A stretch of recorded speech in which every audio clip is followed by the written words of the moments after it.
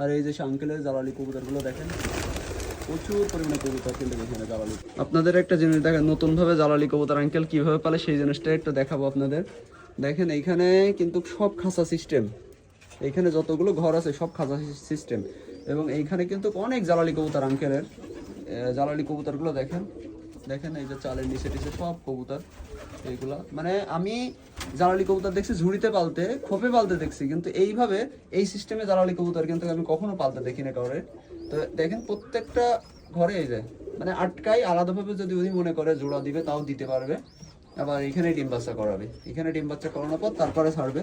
দেখেন জিনিসটা একটু একদম অবাক। কিন্তু আপনারা এরকম কেউ কখনো দেখছেন কিনা জানি না, যদি দেখে থাকেন তাহলে আমার কমেন্ট বক্সে বলবেন। দেখেন কবুতরগুলোর কোয়ালিটিও কিন্তু মাশাআল্লাহ। আর আঙ্কেল একটা কথা, আপনি এই কবুতরগুলো কোথা থেকে কালেক্ট করছেন?